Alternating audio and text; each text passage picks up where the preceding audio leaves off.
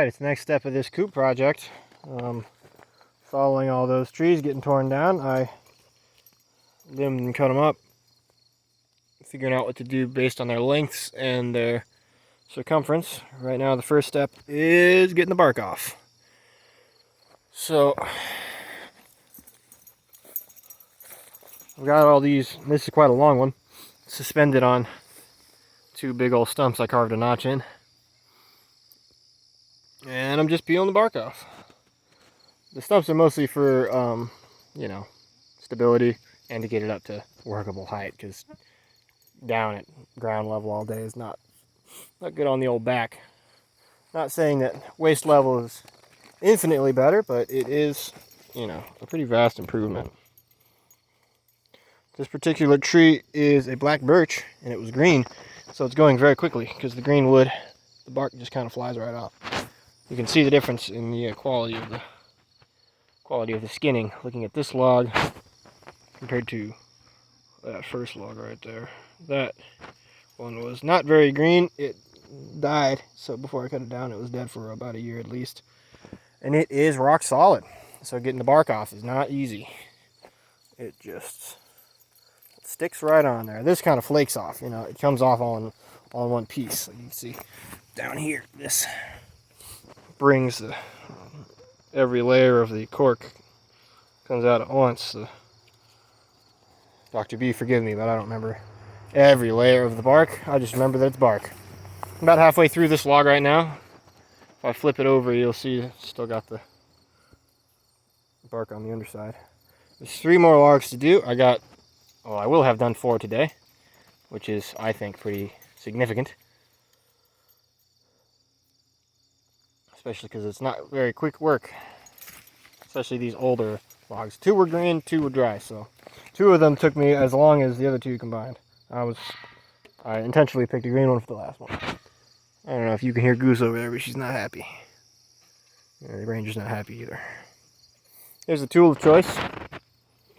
This was an American scythe found on the property when we moved in. Been working on cleaning it up. It was pretty rusted out, but the blade was still in pretty okay condition. Scythes are usually kind of a fine tool. You get them sharp, you sharpen them all the time. You can get a lot of work done with them if you keep it in tip-top shape, but it's certainly not something that you want to just slap at the wall. Like, it's not a hammer, it's a very fine tool. But American scythes differ in this respect because they're stamped steel instead of folded iron. European scythes are usually folded steel or iron, and they're still a little bit workable. And so you maintain European scythes by constantly giving them the lightest of sharpenings, and anytime it gets a big dent in it, you just pound it back out with a hammer. Versus American scythes are stamped steel, and so you can't pound them out with a hammer because it's just too hard. In fact, you pretty much need a sharpening stone, like a rolling wheel sharpener, to use them at all. They weren't very popular when they first came out in the 1800s, just because they took way longer to sharpen. And so I'm not really using this one for its intended purpose, because it's not as fine an instrument. Since it's steel, it can take quite the beating, but it's just never as good for cutting grass as a European scythe. So I don't mind beating it up, because it can take it. It's a harder tool steel. So I just use it as a big draw knife, because I don't have a draw knife, and, well, I got a big log, so I might as well use a big knife. And it does the job pretty good. I have to sharpen it semi-regularly, but I don't even have the fancy sharpener. I just have a regular old file. So it's not too bad. It does the job well. Mary wants me to play with her, don't you, Mary? Mary, sit. Good girl. Good girl. All right. I'll throw your ball. You sat down. I didn't throw it very far. Oh, here comes Richard. He wants to steal.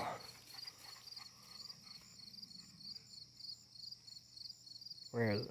Drop it. Come on, bring it here. Let's go. We're just standing around. Let's throw the ball.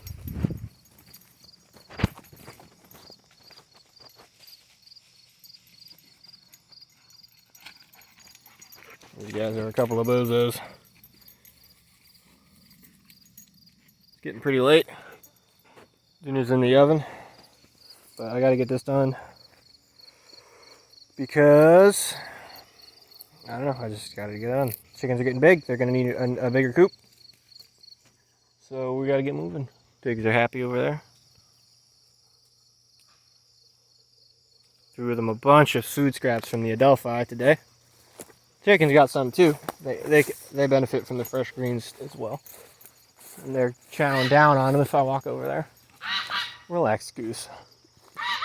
Goose, relax. Goose, come on. Mary, back off. You're freaking Goose out, Mary. Hi, Goose. Let me move my hand. I don't know if you can hear. Let's try that. Goose. What's going on, Goose?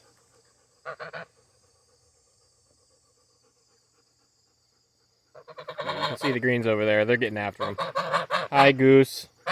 Honk, honk. She's not the most personable. You're not very friendly. You know that? You're super not friendly. You know how many times I've tried to cuddle with you? You've always denied me. The chickens, you know, they're all over me. They're getting big, too. Getting big. Oh, you shaking your tail? Are you shaking your tail, Mary? You're not Mary, you're Goose. Oh, he's over here. Let's go say hi to the pigs while we're at it. And then I'll go finish the other side of the log. That's probably going to be it for this, video. It's been quite long. We'll see. I'll try and take some process videos while I'm throwing the coop up. I'll try. No promises. All right, piggies. You're getting fat, aren't you? They get bigger every day, I swear. Where's number 5? He's over there. You get really good at counting to 5 when you got 5 piggies. Especially when they're fences. So, it's kind of a buffooner operation.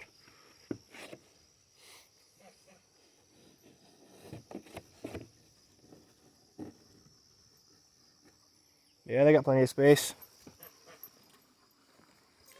They're loving the scraps. I throw the boxes whole in there so that they have something to play with. Mary, how you doing? My expert videographer skills. Can't remember to zoom out before I go pan over.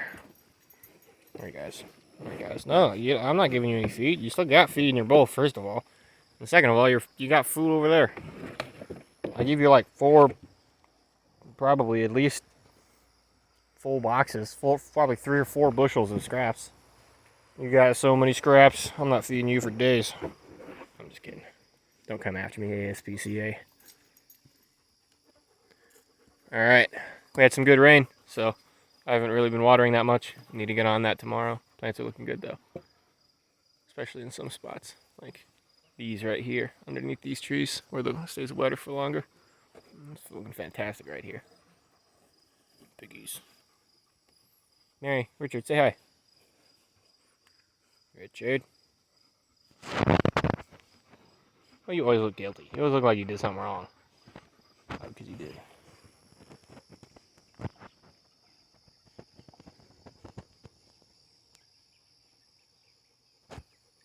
That'll be all. Till next time. Relax with the ball, Mary. I'm busy.